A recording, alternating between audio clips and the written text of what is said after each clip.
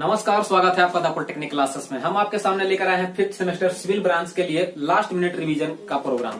इसमें क्या करेंगे हम लोग की जितने भी इंपॉर्टेंट टॉपिक्स हैं जो आपके ऑब्जेक्टिव्स के नंबर खूब अच्छे से बढ़ा सकते हैं और आपके सब्जेक्टिव्स में पॉइंट्स बढ़ा सकते हैं, इसके लिए हम ये प्रोग्राम लेकर आए हैं। हम कोशिश करेंगे कि ये वीडियो जितना छोटा से छोटा हो सके ताकि आप एग्जाम में जाने से पहले सारे वीडियो को देख सकें। 5 यूनिट है तो आपके पास 5 वीडियो होंगे, बस वही आपका रिवीजन हो जाएगा कंप्लीट, इसकी गारंटी हम देते हैं। देखिए हम सबसे पहले स्टार्ट करते हैं, क्योंकि ये चूंकि ये रिवीजन करवा रहे हैं तो हम ज्यादा समय नहीं ले सकते। हम स्टार्ट करते हैं स्ट्रेंथ से। यानी कि देखिए टॉस जब भी पढ़ाया जाता है तो इसलिए सिविल इंजीनियर को पढ़ाया जाता है ताकि आप डिजाइन कर सके किसी मेंबर को, किसी स्ट्रक्चर को डिजाइन कर सके। तो डिजाइन करने के लिए प्राइमरी क्राइटेरिया क्या होता है? स्ट्रेंथ। प्राइमरी क्राइटेरिया कहने का मतलब कि जैसे आप मान लिया जाए आपको कहा गया बीम डिजाइन करिए, आप बीम डिजाइन करेंगे तो बीम आप ऐसा डिजाइन कर दे कि अगर पर 10 आदमी चढ़ जाए या फिर 100 आदमी चढ़ जाए तो वो बीम ब्रेक नहीं हो जाना चाहिए। यदि आप एक स्कूल डिजाइन कर रहे हैं तो स्कूल में कितने सारे बच्चे जाएंगे? यानी कि आप स्कूल डिजाइन कर रहे हैं, हॉस्पिटल डिजाइन कर रहे हैं, कोई रेसिडेंशियल घर डिजाइन कर रहे हैं, कोई फैक्ट्री का फ्लोर डिजाइन कर रहे हैं, तो हर जगह पे हमें क्या देखना होता है कि जितना रिक्वायरमेंट है उस हिसाब से हम मटेरियल सेलेक्ट करते हैं। तो मटेरियल सेलेक्ट करने के लिए क्या देखते हैं? तो मटेरियल सेलेक्ट करने के लिए मटेरियल का स्ट्रेंथ देखते हैं। स्ट्रेंथ किसको कहते हैं? देखिए, ability to resist external load against failure. External load लगेगा ना, जैसे मान लिया जाए कि स्कूल बना रहे हैं तो उस पर बच्चे चलेंगे, कुछ फर्नीचर वगैरह रहेंगे, कुछ फंक्शन वगैरह होगा तो उस पर एक्सटर्नल लोड तो आने वाला है। डेड लोड के अलावे डेड लोड किसको कहते हैं? यानी कि मेंबर का खुद का जो वजन होता है, जैसे कंक्रीट है, रेनफोर्समेंट है, उसका खुद का जो वजन है जो परमानेंट रहता है उसे डेड लोड कहते हैं। और जो उस पर लगातार मूव कर सकता है, जैसे हम लोग यदि बाई दी कोई फंक्शन हो रहा है, 50 लड़के चल रहे हैं, बेंच रखा हुआ है वगैरह, तो ये सब क्या है? जो परमानेंट नहीं है, इधर उधर होते रहता है, समय के साथ बदलते रहता है, या फिर मैग्नीट्यूड वाइज या फिर पोजीशन वाइज, तो उस तरह के लोड को लाइव लोड कहते हैं। तो स्ट्रेंथ क्या होता है? Ability to resist external load against failure. इसीलिए हम पहले मटेरियल सेलेक्ट करते हैं तो सबसे पहला चीज देखते हैं स्ट्रेंथ। दूसरा चीज क्या देखते हैं? दूसरा चीज देखते हैं स्टिफनेस। वो काफी स्टिफ होना चाहिए, टूटे नहीं। इसका मतलब थोड़े है कि मजबूत है। मान लेते हैं कि कोई मटेरियल जिसको हम मुड़ गया, टूटा तो नहीं, तो हम कह देंगे स्ट्रेंथ तो है, नहीं टूटता है, बहुत ज्यादा लोड लगाते हैं फिर भी। लेकिन भाई मुड़ना भी एक लिमिट में चाहिए। ऐसा नहीं कि मुड़ दिए मतलब कि 50 बच्चों के लिए बनाया गया था स्कूल, अब इस पे 100 बच्चा आ गया तब छात्र लूज हो गया, ऐसा नहीं होना चाहिए। सफिशिएंट स्टिफनेस और स्ट्रेंथ होना चाहिए। और आप फैक्टर ऑफ सेफ्टी के बारे में तो अब तक जानते ही होंगे। तो अब चलते हैं, कोई भी सब्जेक्ट का कुछ न कुछ हर थ्योरी का एजम्पशन होता है। तो एजम्पशन पे पहला एजम्पशन है हमारा material is homogeneous and isotropic. कहने का मतलब जितना भी, जैसे एक्चुअल में तो होमोजीनियस एंड आइसोट्रोपिक होता नहीं है, लेकिन हम मान के चलते हैं कि जो हम मटेरियल सिलेक्ट कर रहे हैं वो होमोजीनियस है एंड आइसोट्रोपिक है। होमोजीनियस का मतलब क्या होता है कि उसका फिजिकल एंड केमिकल कंपोजिशन पूरे हर में साथ पूरे बॉडी में सेम है। आइसोट्रोपिक का मतलब क्या होता है कि किसी बॉडी में, जैसे मान लिया जाए कि एक मेंबर है, इसमें हमें चेक करना है आइसोट्रोपिक है या नहीं। तो इस पॉइंट को उठा के देखिए, अगर इस पॉइंट पर ऑल डायरेक्शन में इसके प्रॉपर्टी सेम है तो फिर ये आइसोट्रोपिक है। ऑल डायरेक्शन में किसी पॉइंट पर, किसी एक पॉइंट पर ऑल डायरेक्शन में अगर प्रॉपर्टी सेम है तो आइसोट्रोपिक है। ठीक। एक होता है ऑर्थोट्रोपिक। ऑर्थोट्रोपिक में क्या होता है कि परपेंडिकुलर डायरेक्शन में उसका प्रॉपर्टी सेम नहीं होना चाहिए। ऑर्थोट्रोपिक में परपेंडिकुलर डायरेक्शन में प्रॉपर्टी सेम नहीं होना चाहिए। उस तरह के मटेरियल को क्या कहते हैं? ऑर्थोट्रोपिक। ऑर्थोट्रोपिक मटेरियल एक्चुअल में लेयर्ड मटेरियल होते हैं। लकड़ी क्या होता है? Layered by layer. कुछ पत्थर भी होते हैं जो लेयर्ड होते हैं। लेयर्ड मतलब परत दर परत, समझ गए? आइसोट्रोपिक जो मटेरियल होते हैं वो जनरली फाइन ग्रेनुलर, दानेदार जो मटेरियल होते हैं वो होते हैं आइसोट्रोपिक। होमोजीनियस जान गए, आइसोट्रोपिक जान गए, ऑर्थोट्रोपिक जान गए। एक और मटेरियल होता है एलियोट्रोपिक या एनाइसोट्रोपिक या नॉन आइसोट्रोपिक। वो आइसोट्रोपिक का सीधा उल्टा होता है। आइसोट्रोपिक में क्या था कि किसी पॉइंट पर सभी डायरेक्शन में सेम प्रॉपर्टी। एनाइसोट्रोपिक में क्या होता है? किसी पॉइंट पर सभी डायरेक्शन में अलग अलग प्रॉपर्टी। तो ये था कुछ मटेरियल। पहला एजम्पशन ये रहा हमारा। दूसरा एजम्पशन क्या है? Cross section is same through out the member. आप यदि कोई मेंबर बना रहे हैं तो उसका क्रॉस सेक्शन एरिया, मान लेते हैं कि स्केच पेन है, इसका क्रॉस सेक्शन क्या हो, इसे कट करते हैं तो ये वाला जो पोर्शन आपको नजर आ रहा है ये क्या है? स्केच का क्रॉस सेक्शन एरिया है। तो क्रॉस सेक्शन एरिया पूरे मेंबर में सेम होना चाहिए। अचानक से कहीं पे कम ज्यादा नहीं होना चाहिए। एक्चुअल में थोड़ा बहुत अगर होता भी है तो हम उसे इग्नोर करते हैं। तीसरा एजम्पशन है member is in equilibrium. Member क्या होना चाहिए? इक्विलिब्रियम में होना चाहिए। इक्विलिब्रियम का क्या मतलब होता है? Force in X direction must be 0, forces in Y direction must be 0 and summation of moment must be 0। यानी कि टोटल हॉरिजॉन्टल फोर्स का सम, टोटल वर्टिकल फोर्स का सम और टोटल मोमेंट का सम 0 होना चाहिए। उस तरह के केस को क्या कहते हैं? Equilibrium. Self weight is neglected. जब हम डिजाइन करते हैं तो फिर सेल्फ वेट उस समय शुरुआत में हम सेल्फ वेट को नहीं मानते, खुद का जो वजन उस मेंबर का होता है उसे नेग्लेक्ट करते हैं। बाद में इसे डेड लोड के रूप में अप्लाई करा जाता है फैक्टर ऑफ सेफ्टी देखने के लिए, लेकिन हम शुरू में क्या करते हैं, सेल्फ वेट को नेग्लेक्ट करते हैं। हुक्स लॉ को ओबे करना चाहिए, यानी कि कोई मटेरियल जो आप ले रहे हैं मतलब कि अपना स्ट्रक्चर बनाने के लिए, वो मटेरियल हुक्स लॉ को फॉलो करना चाहिए। हुक्स लॉ क्या होता है, हुक्स लॉ होता है stress is directly proportional to strain, stress is directly proportional to strain. अब स्ट्रेस डायरेक्टली प्रोपोर्शनल स्ट्रेन को समझने से पहले आपको जानना होगा कि स्ट्रेस किसको कहते हैं और स्ट्रेन किसको कहते हैं। तो स्ट्रेस क्या है, resisting force per unit area. Stress क्या है, resisting force per unit area. कहने का मतलब यदि आप कोई मेंबर है, इस पे आपने फोर्स लगाया, अब या तो फोर्स कंप्रेशन वाला लगा सकते हैं या तो फोर्स टेंशन वाला लगा सकते हैं। टेंशन किसको कहते हैं, यानी कि ये खींच रहा है तो टेंशन हो गया, दबा रहा है तो कंप्रेशन हो गया। तो टेंसाइल फोर्स लगाइए या कंप्रेशन फोर्स लगाइए, जो मटेरियल होता है अगर आपके टेंशन लगाने से ये टूट कर अलग नहीं हो गया, जैसे मान लिया जाए कि ये स्केच पेन है, हम इसे खींच रहे हैं दोनों तरफ से, क्या ये अलग हो गया, बीच में से कट के अलग हो गया? नहीं, क्योंकि इसके पास कुछ स्ट्रेंथ है। तो ये स्ट्रेंथ है, यानी कि जब हम बाहर से फोर्स लगा रहे हैं तो अपनी बचाव के लिए इसके अंदर एक स्ट्रेस जनरेट हो जा रहा है, इसके अंदर एक बचाने वाली ताकत आ जा रही है, उसी ताकत को कहते हैं स्ट्रेस। स्ट्रेस क्या है, resisting force per unit area. कुछ बच्चे स्ट्रेस और प्रेशर में कंफ्यूज कर जाते हैं। प्रेशर होता है applied force per unit area, stress होता है रजिस्टिंग फोर्स। आप जब लगा रहे हैं बोर्ड पे बल, फोर्स लगा रहे हैं बोर्ड पे, तो वो स्ट्रेस नहीं प्रेशर लगा रहे हैं। प्रेशर हम लगा सकते हैं, स्ट्रेस हम लगा नहीं सकते। स्ट्रेस हम केवल कैलकुलेट कर सकते हैं। अब चूंकि प्रेशर जितना हम लगाते हैं उसके अंदर जो फोर्स होती है बचाने वाली ताकत, वो उतना ही अमाउंट में जनरेट हो जाती है। जितना आपने तोड़ने वाली ताकत लगाया उतना ही उसके अंदर बचाने वाली ताकत पैदा हो जाती है। इसीलिए हम जनरली जब करते हैं स्ट्रेस निकालते हैं तो इसे P/A ले लेते हैं, यानी कि फोर्स जितना आप लगाया और एरिया जो उसका शुरू में ओरिजिनल क्रॉस सेक्शन एरिया है वो। एक्चुअल में देखा जाए तो क्रॉस सेक्शन एरिया जैसे जैसे फोर्स लगाते हैं उसका एरिया घटते जाता है, लेकिन हम उसको नेग्लेक्ट करते हैं। ये बताएंगे जब आपको ट्रू स्ट्रेस और ट्रू स्ट्रेन पढ़ना रहता है तब। स्ट्रेन क्या है, स्ट्रेन है change in length per unit length. Change in length per unit length कहने का मतलब कुछ लोग इसे ऐसे भी कहते हैं, चेंज इन लेंथ बटा ओरिजिनल लेंथ। यही बात हो गई, मतलब change in length per unit length, इसी को कहते हैं स्ट्रेन। यानी कि यदि मान लिया जाए कोई मेंबर था 1 मीटर का, कितना था 1 मीटर का, आपने खींच करके क्या कर दिया, इसको 2 मीटर का कर दिया। खींच करके क्या कर दिया, 2 मीटर का कर दिया। तो स्ट्रेन कितना हुआ, चेंज इन लेंथ, पहले 1 था अब 2 हो गया, तब कितना का बदलाव हो गया, 1 मीटर का। तब चेंज इन लेंथ बटा ओरिजिनल लेंथ कितना है, 1 मीटर का ओरिजिनल लेंथ था, तो स्ट्रेन कितना हो गया 1। इसका कोई डायमेंशन नहीं होता है, स्ट्रेन का कोई डायमेंशन नहीं होता है। स्ट्रेस का डायमेंशन होता है क्या, न्यूटन पर mm स्क्वायर या न्यूटन पर मीटर स्क्वायर। न्यूटन पर मीटर स्क्वायर को पास्कल भी कहा जाता है, ध्यान रखिएगा। 1 न्यूटन पर मीटर स्क्वायर बराबर 1 पास्कल होता है। ठीक, कभी कभी क्वेश्चन आपको आएगा 1 MPa, 1 मेगा पास्कल, या फिर कुछ भी नंबर कुछ भी रहे लेकिन यूनिट रहेगा MPa। तो MPa से डरना नहीं है, एक्चुअल में 1 न्यूटन पर mm स्क्वायर ही होता है।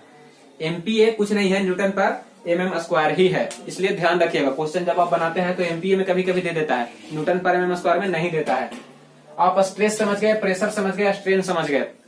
स्ट्रेस देखिए, अगर आप मान लेते हैं कि यूनिवर्सल टेस्टिंग मशीन में कोई किसी ऑब्जेक्ट को टेस्ट कर रहे हैं, तो एक्चुअल में उसका जो क्रॉस सेक्शनल डायमेंशन होता है वो एक लिमिट के बाद पतला होने लगता है। हम जब आपको स्ट्रेस स्ट्रेन कर्व बताएंगे तो इसको इसमें बता देंगे और अच्छे से। एक्चुअल में आप समझिए कि ये जो पहले आप मेंबर लगाए थे वो थोड़ी देर के बाद वो पतला होना शुरू हो जाता है। इसका यानी कि जब पतला होना शुरू हो गया तो इसका क्रॉस सेक्शन एरिया घटना शुरू हो जाता है, यानी कि स्ट्रेस बराबर जो है P/A। एक्चुअल में ए जो होता है हम ओरिजिनल एरिया ले लेते हैं जो टेस्ट करने से पहले था, लेकिन एक्चुअल में रियल में ये घटता रहता है। तो जब हर घटते एरिया के साथ अगर आप स्ट्रेस निकाल रहे हैं तो उसे ट्रू स्ट्रेस कहते हैं, और इस स्ट्रेस को इंजीनियरिंग स्ट्रेस कहते हैं। और स्ट्रेन भी वही बात, यदि आप ओरिजिनल सब कुछ ले रहे हैं, ओरिजिनल लेंथ ले रहे हैं तो इसे कहते हैं इंजीनियरिंग स्ट्रेन। लेकिन आप रियल से साथ चल रहे हैं, रियल के साथ चल रहे हैं, हमेशा आप हर क्षण जो बढ़ रही है लेंथ उसके साथ अगर आप निकाल रहे हैं तो उसे कहते हैं true strain. True strain, engineering strain, समझ गए आप। अच्छा, अब आते हैं इधर। देखिए एक्चुअल में क्या होता है, जब आप किसी मेंबर को डिजाइन करते हैं तो उस पर क्या आने वाला होता है, फोर्स, या फिर फोर्स का ही एक रूप है लोड, या तो वो टेंशन होगा या तो वो कंप्रेशन होगा। टेंशन और कंप्रेशन हम आपको बता दिए। टेंशन यानी कि खींचने वाली, कंप्रेशन मतलब दबाने वाली।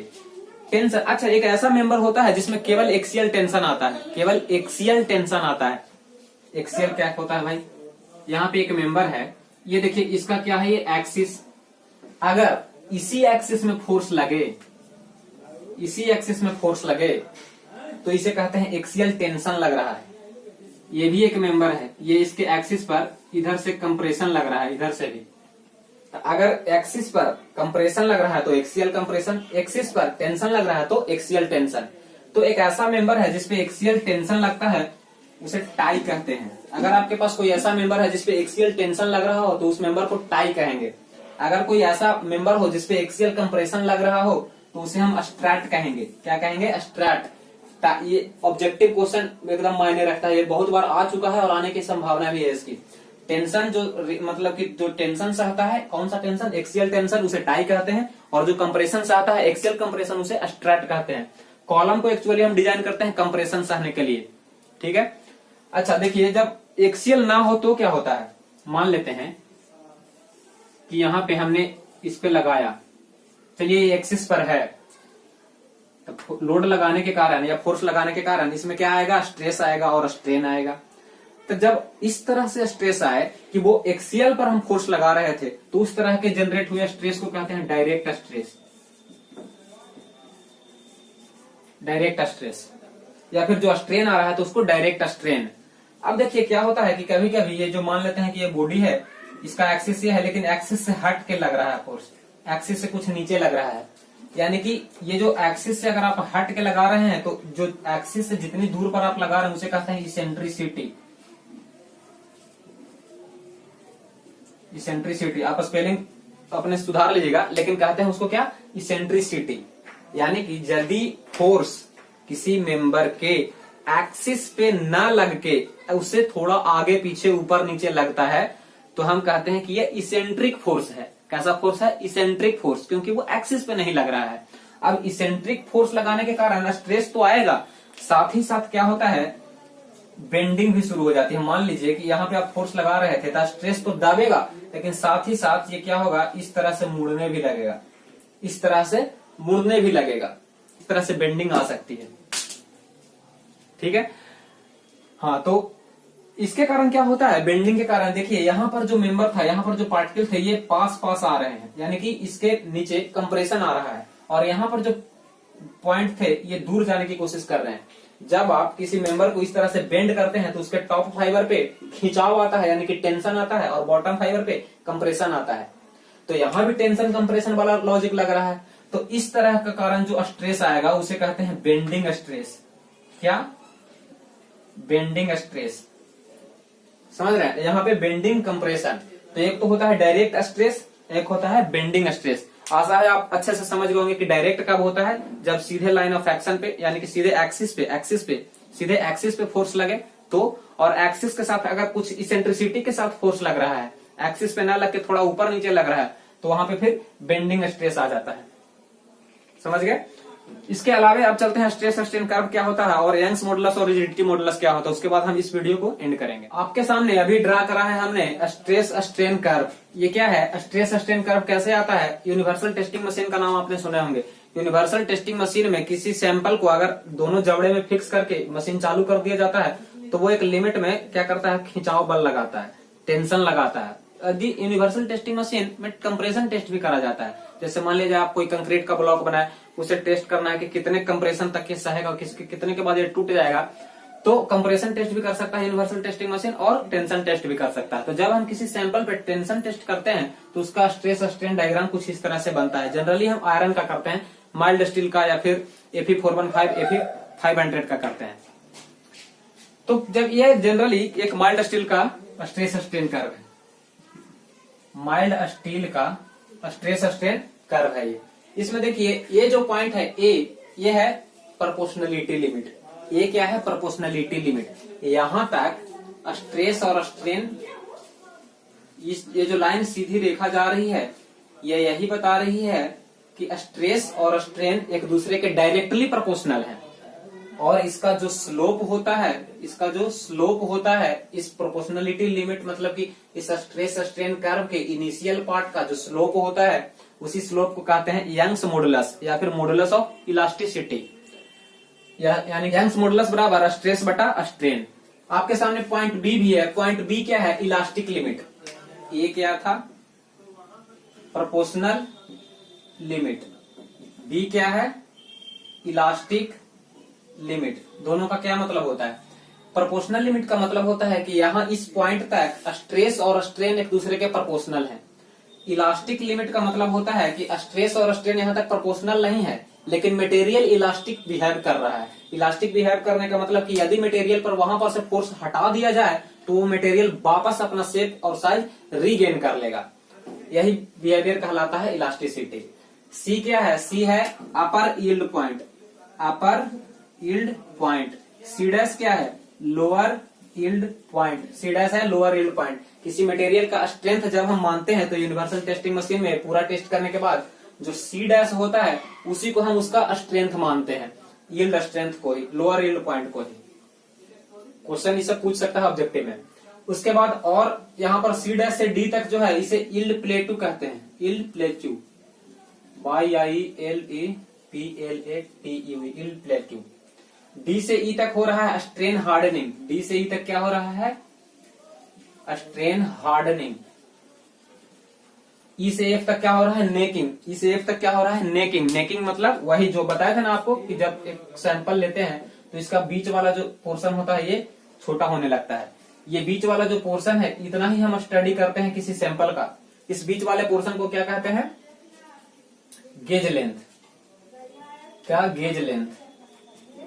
आप सैंपल कितना लंबा ले रहे हैं इससे गेज लेंथ पर कोई फर्क नहीं पड़ता। आप कितना सैंपल कितना डाया का ले रहे हैं, कितना मोटा सैंपल लगा रहे हैं, उस पे गेज लेंथ डिपेंड करता है, यानी कि इसके क्रॉस सेक्शन एरिया पे। एक्चुअल में गेज लेंथ कभी कभी पूछ लेता है एग्जाम में। गेज लेंथ होता है 5.65 रूट ए, यानी कि क्रॉस सेक्शन एरिया का रूट में गुना करिए 5.65 से तो आपको बता देगा गेज लेंथ। गेज लेंथ में क्या होता है कि जैसे जैसे फोर्स बढ़ते जाता है इसका स्ट्रेस बढ़ते जाता है, एरिया घटने लगता है। आपको ट्रू स्ट्रेस और ट्रू स्ट्रेन वाला कॉन्सेप्ट पहले ही बता चुके हैं। यहाँ पे आके मटेरियल फेल हो जाता है, नेकिंग होते होते आखिर में ये फेल हो जाता है। फेलियर किस तरह का होता है? कप कोन फेलियर। किस तरह का फेलियर? कप कोन फेलियर। इस तरह से एक में कप बनता है, एक में कोन बनता है। माइल्ड स्टील कैसे फेल करता है? तो कप कोन फेलियर के साथ फेल करता है। ये माइल्ड स्टील का ग्राफ है। यदि स्टील में कार्बन परसेंटेज बढ़ाएंगे तो उसका बढ़ते जाता है स्ट्रेंथ, उसके बाद उसका ग्राफ उस तरह से जाता है। उसमें डेफिनेट कोई यील्ड पॉइंट या प्रोपोर्शनल लिमिट वगैरह नहीं देखे जाते हैं। फिर उसमें प्रोपोर्शनल लिमिट फाइंड करने के लिए आपको प्रूफ स्ट्रेस का सहारा लेना पड़ता है। प्रूफ स्ट्रेस क्या होता है? तो 0.2% स्ट्रेन मान लेते हैं कि इस एक्सिस पे स्ट्रेन दिखाया जा रहा है तो कहीं पे 0.2% होगा ना, तो 0.2% स्ट्रेन पे अगर एक इस लाइन के पैरेलल कोई लाइन खींचे तो वो जहां पे हायर ग्रेड वाले स्टील को अगर कट करेगा वो हो जाता है उसका स्ट्रेंथ। तो इसी स्ट्रेस को कहते हैं प्रूफ स्ट्रेस। 0.2% स्ट्रेन पर जो स्ट्रेस मिलता है उसे स्ट्रेस को कहते हैं प्रूफ स्ट्रेस ऑफ 0.2% स्ट्रेन। ठीक है, तो ये था स्ट्रेस स्ट्रेन कर्व। आशा है आप इसे समझते होंगे। अगर आपने पहले पढ़ा होगा तो ये आपके लिए रिवीजन है। हाँ, ये होता है Young's modulus of elasticity, stress बटा स्ट्रेन। ये डायरेक्ट स्ट्रेस और डायरेक्ट स्ट्रेन की बात यहाँ हो रही है। अब एक और आता है रिजिडिटी मॉडुलस। ऊपर है यंग्स मॉडुलस, ये है रिजिडिटी मॉडुलस। रिजिडिटी मॉडुलस को जी से दिखाते हैं। ये होता है शेयर स्ट्रेस बटा शेयर स्ट्रेन। क्या? Shear stress. जैसे मान लेते हैं कि ये मेंबर था, इस पे जब आपने इस तरह से कुछ फोर्स लगाया तो इसमें डायरेक्ट स्ट्रेस आ जाता है, लेकिन आप कुछ इस तरह से फोर्स लगा रहे हैं उसके सतह को। जैसे मान लेते हैं कि स्केच पेन है, आपने कुछ इस तरह से इसको दबाया तो डायरेक्ट कंप्रेशन के कारण स्ट्रेस इसमें आ रहा है। लेकिन अगर कुछ इस तरह से लगा रहे हैं कि एक नीचे से एक ऊपर से आप कुछ इस तरह से खींच रहे हैं, रगड़ रहे हैं। जाड़े के दिन में जब आप अपने हाथ में मालिश करते हैं तेल, तो आप एक्चुअल में किस तरह का फोर्स लगा रहे होते हैं? Shear force. तो शियर फोर्स के कारण भी शियर स्ट्रेस आता है और शियर स्ट्रेन आता है। ये जैसे मान लीजिए कि आप हाई अमाउंट में फोर्स लगा दिए तो एक्चुअल में इस मटेरियल का क्या हाल हो जाएगा? ये कुछ ऐसा हो जाएगा ना, ये कुछ इस तरह से टेढ़ा हो जाएगा। तो इसमें कुछ बकलिंग आ गई, यहाँ पे कुछ एंगल बना लिया, यहाँ पे कुछ एंगल बना लिया, समझ रहे हैं? तो ये जो एंगल बना लिया ना, इसी को कहते हैं शियर स्ट्रेन। शियर स्ट्रेन का एक्चुअल डेफिनेशन क्या है? Angle deformation between two orthogonal plane. दो ऑर्थोगोनल प्लेन, मान लेते हैं कि ये कोई चरखुट टुकड़ा था, इसमें ये ऑर्थोगोनल प्लेन है, 90 डिग्री पे दोनों है। हमने कुछ ऐसा इसका शेप बिगाड़ दिया, यहाँ पे बता देते हैं ज्यादा समझ में आएगा। कुछ ऐसा इसका शेप बिगाड़ दिया कि इस तरह का बन गया।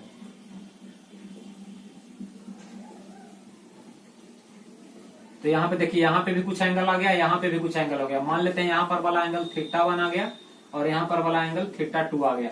तो हमें क्या करना है, शियर स्ट्रेन निकालना है। तो शियर स्ट्रेन क्या होता है, दो ऑर्थोगोनल प्लेन के बीच में कितना डिफॉर्मेशन आया, तो टोटल θ1 प्लस θ2 आ गया। तो ये होता है इसका शियर स्ट्रेन। और शियर स्ट्रेन समझ गए, ये जो फोर्स आप जितना लगा रहे हैं और ये जितना इसका एरिया है वो होता है शियर स्ट्रेन। तो शियर स्ट्रेस बटा शियर स्ट्रेन को रिजिडिटी मॉडुलस कहते हैं। तो ये थे कुछ इंपॉर्टेंट पॉइंट। आपको अगर इस टॉपिक से यहाँ पर मतलब कि यूनिट 1 के यहाँ पर से यदि कोई क्वेश्चन आएगा तो बस इतना से आएगा, इतना से ज्यादा का क्वेश्चन नहीं आता है। ठीक है, मिलते हैं नेक्स्ट वीडियो में।